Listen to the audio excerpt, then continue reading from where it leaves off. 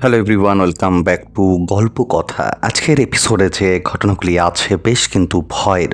তবে ঘটনায় যাওয়ার আগে বলতে চাই, আমাকে অনেকেই প্রশ্ন করে যে আমি এক ঘটনা দুবার কেন পোস্ট করছি। সত্যি বলতে কটা দিন আমি খুব ব্যস্ততার মধ্যে ছিলাম, তাই সব কিছুই কেমন ওলটপালট হয়ে গেছে। তো তোমাদের একটা কথাই বলে দিই, এমন প্রবলেমটা আর হবে না। তবে শুক্র আর রবিবার ঘটনা আসবে, মঙ্গলবার যদি আমি পারি অবশ্যই আমি ঘটনা দেব। তবে যদি কোনো ভিডিওতে টেকনিক্যাল কোনো প্রবলেম থাকে তখন আমাকে ভিডিওটা ডিলিট করে আবার রিপোস্ট করতেই হয়। যাই হোক, আমি বেশি কথা বাড়াচ্ছি না, চলে যাব ঘটনায় যাওয়ার আগে বলতে চাই, যারা এখন অবধি সাবস্ক্রাইব করোনি অবশ্যই সাবস্ক্রাইব করে গল্প কথার পাশে থাকো। আজকে যে ঘটনাটি আছে, দুটি ঘটনা কলকাতার মেসের ঘটনা, বেশ ভয়ের। আমি চলে যাচ্ছি ঘটনায়। প্রথম যে ঘটনাটি আছে লিখেছে অর্ক চ্যাটার্জি। তিনি ঘটনাটি যেভাবে লিখেছে আমি ঠিক সেভাবেই পড়ছি। আমি তখন পড়াশোনার জন্য কলকাতার একটা বয়েজ হোস্টেলে থাকতাম। সময়টা বাংলা নববর্ষের 2-1 দিন পরে। কলেজ ছুটি পড়ে গেছে আরও 3-4 দিন আগেই। কাজেই সতীর্থরা অনেকে যে যার বাড়ি চলে গেছে। হোস্টেল প্রায় ফাঁকাই বলতে গেলে। বিশেষ কারণবশত আমার আরও 2-3 জনের পক্ষে বাড়ি যাওয়া সম্ভব হয়নি। আমার ফ্লোরে গুটি কয়েক যে কজন ছিল তারাও সেদিন চলে যাবে। আগের রাতে পড়াশোনা শেষ করে অন্য একটা রুমে ঘুমিয়েছিলাম। তারা সকালবেলায় আমাকে ঘুম থেকে উঠিয়ে দিয়ে ঘর লক করে বাড়ির জন্য রওনা দিল। আমার ঘরের দিকের ফ্লোরটা এখন পুরোই ফাঁকা। দিনের বেলাটা মোটামুটি কাটলেও কোনো রকমে মাত্র একজন ছাড়া ওই ফ্লোরে বাকি সকলেই চলে গেছে। আমি ঠিক করলাম আমি আর আমার পাশের ঘরের একজন রাতের বেলায় একসাথে থেকেই পড়াশোনা করব। সন্ধ্যের পর আমার সেই একমাত্র সঙ্গী কিছু জরুরি কাজে বাইরে গেল, আর যাওয়ার সময় বলে গেল আগামীকাল সকালের আগে আর সে ফিরবে না। অজ্ঞতা আমি একাই পড়াশোনা করছিলাম। আমাদের ঘরের পাশেই সেই ফ্লোরের টয়লেট। তখন রাত্রি প্রায় 2:30। হঠাৎ করেই জুতোর আওয়াজ পেলাম, যেন কেউ একজন করিডোর বরাবর হেঁটে টয়লেটের দিকে গেল। মিনিট 5 পর একই পথে জুতোর খটখট শব্দ তুলে আবার ফিরে এলো। আবার কিছুক্ষণ সব নিস্তব্ধ, ঝিঝির ডাক ছাড়া আর কিছু শোনা যাচ্ছিল না।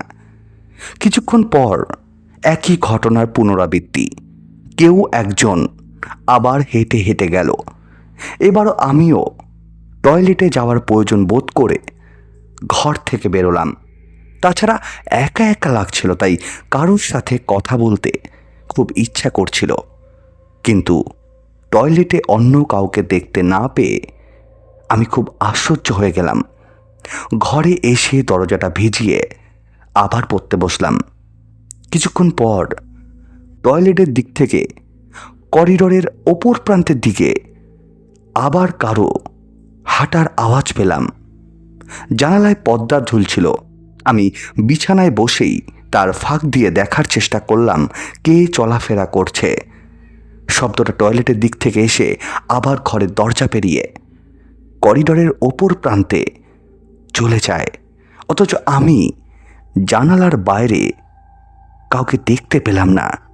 আমার ঘরের জানলা পর্দা দেওয়া হলেও তার ফাঁক দিয়ে করিডোর স্পষ্ট দেখা যায়। এতক্ষণ পড়ার জিনিস মাথায় ঘুরছিল, কি ঘটছে সেগুলো খেয়াল করিনি। হঠাৎ আমার মনে পড়ল আমার ফ্লোরটা তো সম্পূর্ণ ফাঁকা। আমার একমাত্র সঙ্গী বাইরে গেছে এবং কাল সকালের আগে সে কোনো মতেই ফিরবে না। নিচের ফ্লোরে 2-1 জন যারা আছে তারা এক সময় ওপরে টয়লেট করতে আসবে না, হাঁটাহাঁটি করতেও আসবে না। আমার সাথে দেখা করতে এলে দরজা নক করবে, দরজার বাইরে হাঁটাহাঁটি করবে না। করলেও অত্যন্ত তাকে জানালা দিয়ে দেখতে পাওয়া যাবে। তাহলে দরজার বাইরে যে হাঁটাহাঁটি করছে সেটাকে। এই সময় আমার করিডোরের ওপার থেকে কারো চলাফেরার আওয়াজ পেলাম।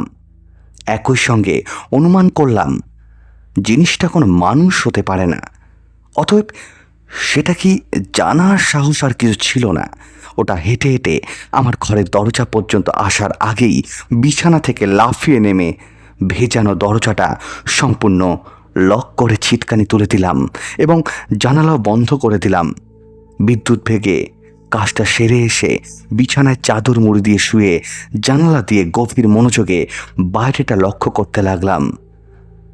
সেই চলাফেরার শব্দটা এরপর মিনিট 10-15 ধরে আমার দরজার সামনেই ঘোরাঘুরি করতে লাগলো, ঠিক যেন কেউ পায়চারি করছে।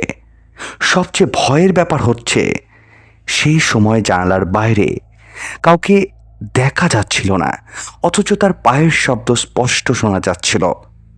এমনকি কোনো ছায়া পর্যন্ত দেখতে পাইনি। এভাবে কিছুক্ষণ চলার পর শব্দটা নিজে নিজেই থেমে গেল, যেন দূরে চলে গেল করিডর বরাবর। আমি ইষ্ট নাম জপ করতে করতে শুয়ে পড়লাম। সকাল হতেই দরজার ঠকঠক আওয়াজ, আমার সেই বন্ধুর গলা পেলাম। আমি বিছানা থেকে নেমে দরজার কাছে গিয়ে জিজ্ঞাসা করে জানালা দিয়ে বন্ধুকে দেখে শিওর হয়ে দরজা খুললাম। ওকে দেখে যেন ঘাম দিয়ে জ্বর ছাড়ল। বন্ধুকে রাতের সব ঘটনা বললাম। সবটা শোনার পর সে বলল, এই রকম ঘটনা আগেও 3-4 বার ঘটেছে। আশ্চর্যের ব্যাপার, এটা শুধুমাত্র তখনই ঘটে যখন কেউ সম্পূর্ণ ফ্লোরে একা থাকে, আর এটা রাত্রি 2:30 থেকে 3টের মধ্যে ঘটে। অনেকেই চেষ্টা করেছিল রহস্য জানার, কিন্তু এখন অবধি কিছু জানা যায়নি। তবে সেটা আর যাই হোক, কোনো মানুষ না, কিন্তু সেটা যে একটা অলৌকিক কিছু তা নিশ্চিত, আর তার উদ্দেশ্য যে ভালো কিছু না সেটাও সবাই জানে। মাকে জানিয়েছিলাম ঘটনাটা, সব শুনে মা বলেছিল, ভয় পেয়েছিলি যখন, সেই সময় আমাকে ফোন করতে পারতিস, আর এরপর থেকে কখনো এরকম একা থাকিস না। পরবর্তীতে সেই বন্ধুর সাথেও কথা বলেছিলাম যারা এরকম পরিস্থিতির সম্মুখীন হয়েছিল, একই অভিজ্ঞতা হয়েছিল তাদেরও। ব্যাখ্যা অনেক ভেবেছি কিন্তু খুঁজে পাইনি। অনেকে অনেক কিছু বলেছে, অনেক কিছু হতে পারে, কিন্তু সেগুলো যথাসাধ্য সম্পর্ক স্পষ্ট কোনো প্রমাণ নেই। অজ্ঞতা বাকি বন্ধুদের মতো আমিও সিদ্ধান্ত নিয়েছি হোস্টেলের ফ্লোরে কখনো একা থাকা যাবে না। এটাই ছিল ঘটনা। যদি ভালো লাগে অবশ্যই কিন্তু ঘটনাটি পড়ে শুনিও। আজকের প্রথম যে ঘটনাটি ছিল বেশ কিন্তু অদ্ভুত ছিল। তোমাদের কেমন লাগলো অবশ্যই কিন্তু কমেন্ট করে জানিয়ে দাও। এবং যারা আজকে ফার্স্ট টাইম গল্পকথার ঘটনা শুনছো তাদেরকে বলবো চ্যানেলটি সাবস্ক্রাইব করে গল্পকথার পাশে থাকো, এবং একটা রিকোয়েস্ট করব, ঘটনা শোনার সাথে সাথে লাইক কমেন্ট করতে ভুলো না। চলে যাবো আজকের দ্বিতীয় ঘটনায়। আজকে যে দ্বিতীয় ঘটনাটি আছে সেটাও কিন্তু একটি স্কুলের ঘটনা। ঘটনাটি বেশ ভয়ের। যিনি লিখেছে অর্ক চ্যাটার্জি, সেম তারই লেখা, বেশ অদ্ভুত। চলে যাচ্ছি ঘটনায়। তিনি যে ঘটনাটি লিখেছে তার বোনের জীবনের একটা অভিজ্ঞতা। তিনি যেভাবে লিখেছে ঘটনাটি, তার বোন তাকে যেভাবে বলেছে, আমি ঠিক সেভাবেই বলার চেষ্টা করছি। সরস্বতী পুজোর আগের দিন। দ্বাদশ শ্রেণীর ছাত্রী, তাই স্কুলের সরস্বতী পুজোর দায়িত্ব আমাদের। আমি আর কয়েকজন আছি এই গোটা স্কুলে। সন্ধে 7টা বাজে। যেখানে পুজো হবে সেখানে ছাড়া বাকি স্কুল অন্ধকার আর তালামারা। কলকাতার বেথুন কলেজিয়েট স্কুল বহুদিনের ঐতিহ্যশালী স্কুল। পুরনো জামানার ইংরেজদের তৈরি বিশাল বিশাল সব বিল্ডিং। গোছগাছ শেষ, এবার সবাই বেরোবে। আমি দেখলাম যে একটা বালতিতে কিছুটা নোংরা জল কিছু ধোয়ার কাজে ব্যবহার হচ্ছিল। ভাবলাম বেরোনোর আগে জলটা বাথরুমে ফেলে দিয়ে একটু মুখ ধুয়ে আসি, কিন্তু যে বিল্ডিংয়ে পুজো হবে সেখানে বাথরুমটা বন্ধ ছিল। পাশে পুরনো সায়েন্স বিভাগের বিল্ডিংটা বিশেষ একটা ব্যবহার হয় না। আমারও কেমন একটা জেদ চেপে গেছে, একটা খোলা বাথরুম খুঁজে বের করবই। শেষে 4 তলায় পৌঁছে দেখলাম বাথরুমটা খোলা। সিঁড়ির পাশেই বাথরুম। ঢুকলাম সেখানে, বালতির জলটা ফেললাম। বাথরুমটা নোংরা দেখে মনে হলো ব্যবহার হয়নি বহুদিন। একটা সিঙ্ক আছে, কিন্তু তাতে জল পড়ে কিনা দেখলাম জল পড়ছে বেশ ভালোই। আমি ভালো করে হাত মুখ ধুয়ে নিলাম। সিল্কের ওপরেই একটা বড় আয়না টাঙানো। আয়নাটার আশেপাশে ধুলো জমলেও মাঝে টাঙানো আয়নাটা কিন্তু স্পষ্ট দেখা যাচ্ছে। পেছনে লম্বা বারান্দা, বাইরে গাছপালা, একটা আলো টিমটিম করছে। হাত মুখ ধুয়ে আয়নাতে নিজের মুখটা দেখতেই গায়ে কাঁটা দিয়ে উঠল। আয়নাতে আমি নেই, অথচ আমার পেছনে দরজা, বারান্দা, বাগান, গাছপালা সব দেখা যাচ্ছে। আমি যেন অদৃশ্য, এই অশরীরী, অথচ কিন্তু নিজের উপস্থিত অনুভব করতে পারছি না বেশ ভালোভাবেই। এই দৃশ্য দেখে আমার কেমন যেন ভয় ভয় করতে লাগলো।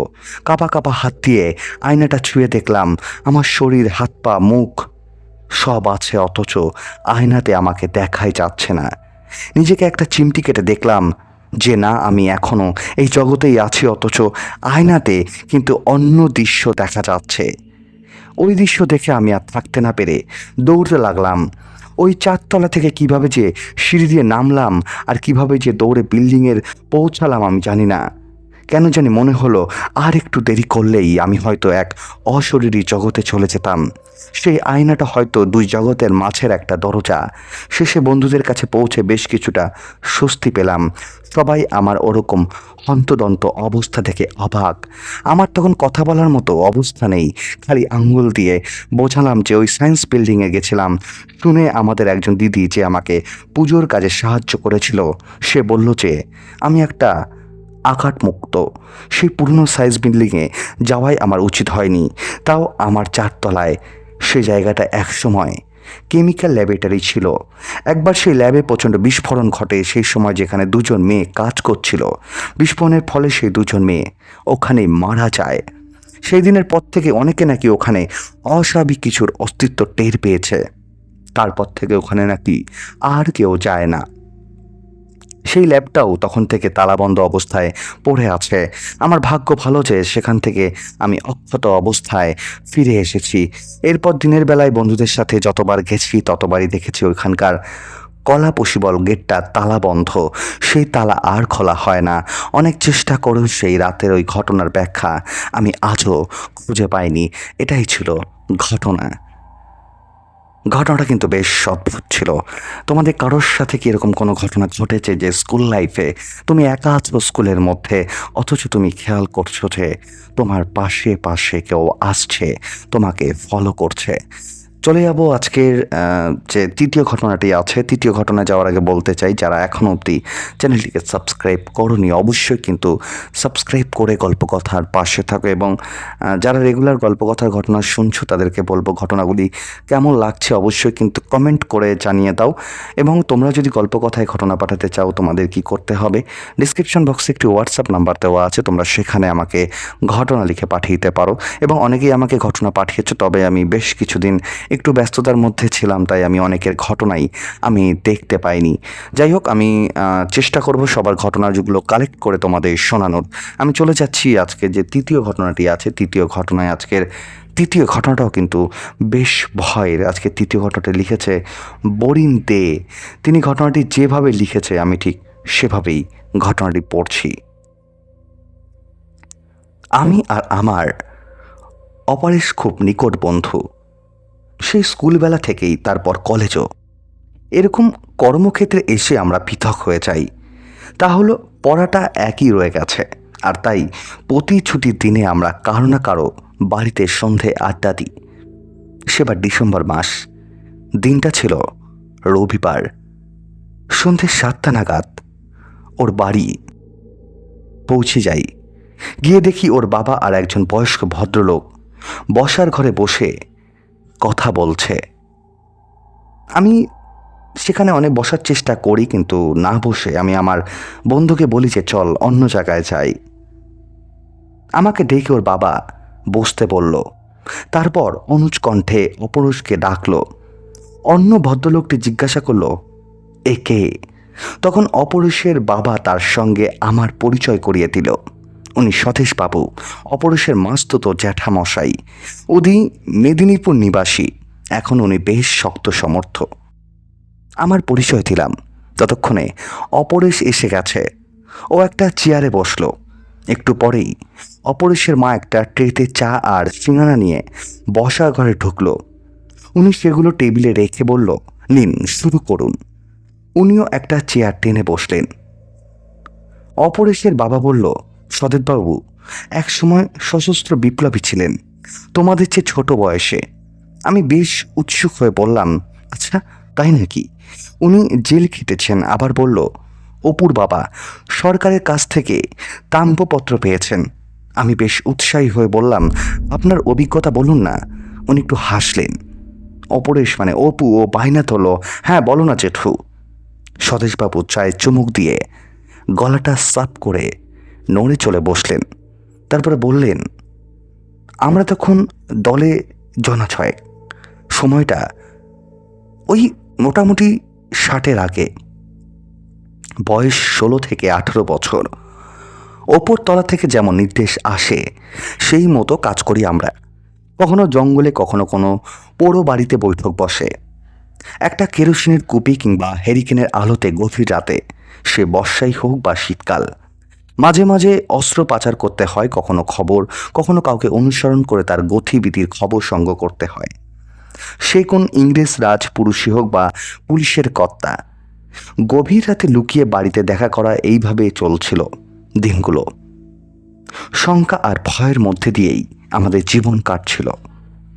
এইরকমই একদিন বর্ষার রাতে এক বাঙালি দারোয়াকে নিকেশ করার পরিকল্পনা হচ্ছে জঙ্গলের ভেতরে একটা পোড়ো বাড়িতে। সামনে বৃষ্টি পড়েই চলেছে, এক হেরিকেন চলছে।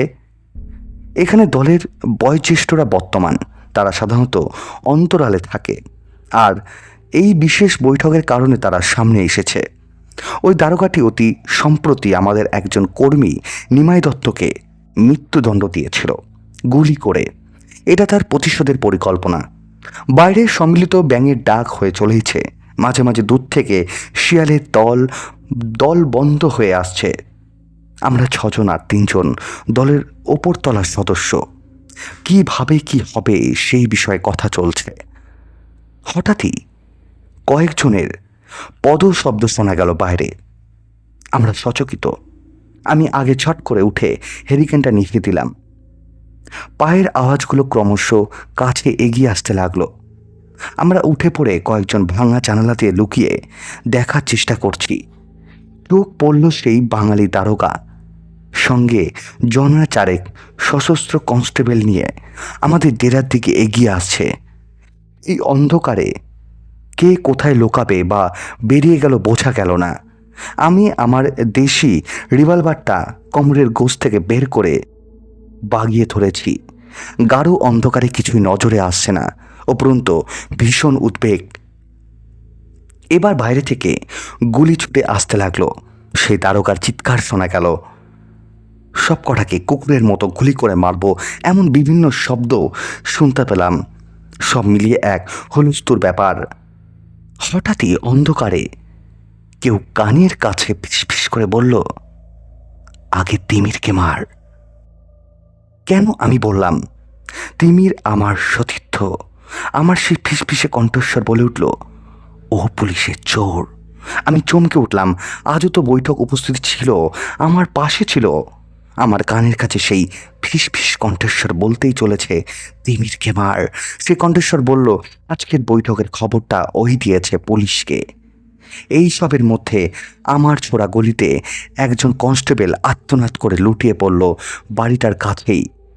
ঠিক তখনই কেউ আমার কাছে ছুটে এলো অন্ধকারে, বলল, টোটা আছে। আমার গলা শেষ। গলার আওয়াজ শুনে বুঝলাম তিমির। ব্যাস, আমার মধ্যে কি ঘটে গেল এক মুহূর্ত চিন্তা না করে গুলি চালালাম। তিমির তুই বলে একটা আত্মনাদ করে আমার পায়ের কাছে পড়ে গেল। আমি পায়ের কাছে থাকা মাথা নিচু করে দেখছি, ঠিক সেই সময় আমার মুখের ওপর জোরালো আলো পড়ল। আমি হকচকিয়ে গেলাম। আমার পেছন থেকে এক দারোগা বলে উঠল, ঘুঘু দেখেছ কিন্তু ঘুঘুর ভাত দেখনি। তখনই আমি দৌড়ে গেলাম। হঠাৎ আমি লক্ষ্য করলাম সেই ঘরের চালাই কোঠায় কেউ একজন বসে আছে। আমাকে দেখে সে তার পাশে বসতে বলল এবং সে আমাকে বলল, তুমি এইখান দিয়ে চলে যাও। আমি সেই মূর্তি আজও কখনো ভুলতে পারবো না। সে আমাকে বলছে, তুমি চলে যাও এখান থেকে, এখানে মোটেও থেকো না। আমি সেখান থেকে দৌড় দেওয়ার সময় দেখলাম সেই ছায়া মূর্তিটি নিমেষের মধ্যে সেই বাড়ির দোতলা থেকে আস্তে আস্তে ব্যালকনি বেয়ে নিচে নেমে গেল। ঘটনা শুনছো প্লিজ লাইক আর কমেন্ট করতে ভুলো না, কারণ তোমরা যদি লাইক আর কমেন্ট না করো তাহলে ঘটনার রিচ অনেকটাই কমে যায়। আমি চলে যাচ্ছি আজকের দ্বিতীয় যিনি ঘটনা পাঠিয়েছে তার চতুর্থ ঘটনায়। ঘটনাটি বেশ অদ্ভুত, আশা করব তোমাদের বেশ ভয় লাগবে। চলে যাচ্ছি আমি ঘটনায়। যে ঘটনাটি পাঠিয়েছে লিখেছে ঝাড়খণ্ড থেকে, তিনি বাঙালি, তিনি ঝাড়খণ্ডে থাকে। তিনি ঘটনাটি যেভাবে লিখেছে, তিনি একটি হসপিটালে অ্যাম্বুলেন্স চালায়, তো তিনি ঘটনাটি যেভাবে লিখেছে আমি ঠিক সেভাবেই পড়ছি। দাদা, আমি ঝাড়খণ্ডে থাকি। আমি ওয়েস্ট বেঙ্গলের বাসিন্দা, এখানে কাজের সূত্রে আমি আছি। তখন আমি ওয়েস্ট বেঙ্গলে অ্যাম্বুলেন্স চালাতাম। ঘটনাটি ঘটে 2017 সালে। সেদিন রাতে আমি একটি রুগী নিয়ে যাচ্ছিলাম কলকাতার উপর দিয়ে। যে বাড়ির লোকের রুগী, তারা আমায় বলেছিল যে অ্যাম্বুলেন্সে করে রুগীটা নিয়ে গিয়ে হাসপাতালে ভর্তি করিয়ে দিতে। সেই বাড়িতে তেমন কোনো মানুষজন ছিল না, দুজন বয়স্ক লোক। আমি সেই রুগীকে একা একাই গাড়িতে তুলি এবং গাড়িতে তোলার পরে আমি হসপিটালের পথে রওনা দিই।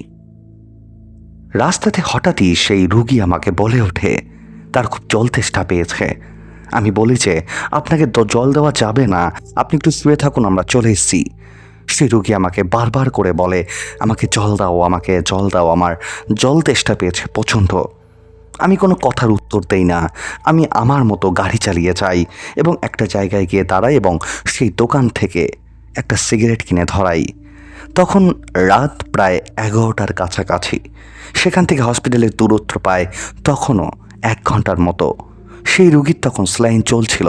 আমি অ্যাম্বুলেন্স থেকে নেমেছি এই কারণে যে রুগীর কিন্তু আহামরি কোনো খারাপ কন্ডিশন ছিল না। তিনি কথা বলতে পারছিল, সবই করতে পারছিল, শুধু তার বাড়ির লোক আসতে পারবে না বলেই সে একাই ছিল। এইবার আমি গাড়িতে উঠি এবং গাড়ি চালাতে থাকি।